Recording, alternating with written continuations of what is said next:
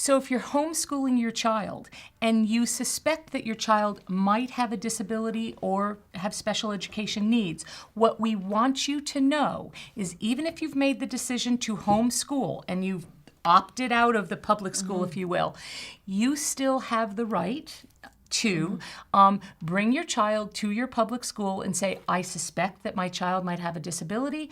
I'd like you to evaluate my child in the areas of disability that I suspect and go through what is called the eligibility process. Well, and this is where it gets very, very complicated because the child find obligations, which are really, to put it in English, the obligations under the federal special education laws that a school district is supposed to find and evaluate any student who resides in their school district who might be suspected of having a disability. And that includes kids who are in private schools in their school district who've never entered the public schools, and it includes kids who are being homeschooled.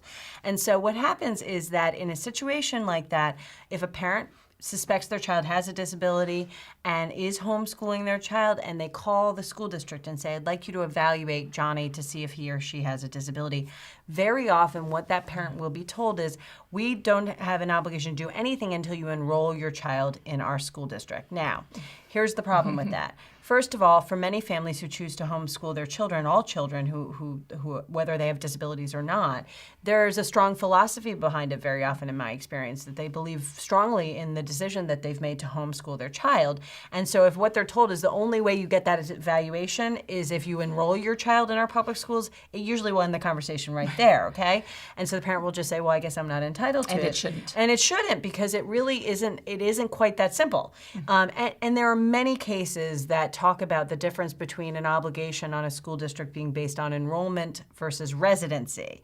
And while I wish I could say that it's a clear-cut decision, we don't yet have a Supreme Court decision on this very narrow issue.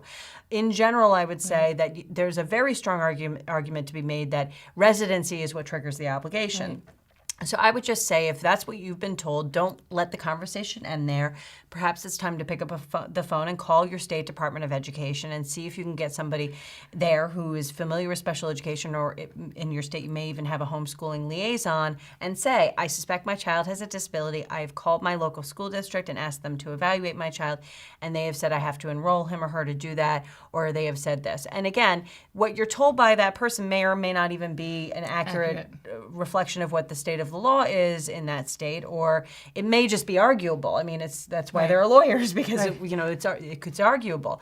But you really shouldn't just let the conversation end, because you should be entitled to find out whether your child has a disability, and that obligation in general should fall on your school district. And if you do find out that your child has a disability and you're homeschooling, it may very well influence the decision you make from that point on. Do I now put my child back into the public school system where they can receive special education services and related services?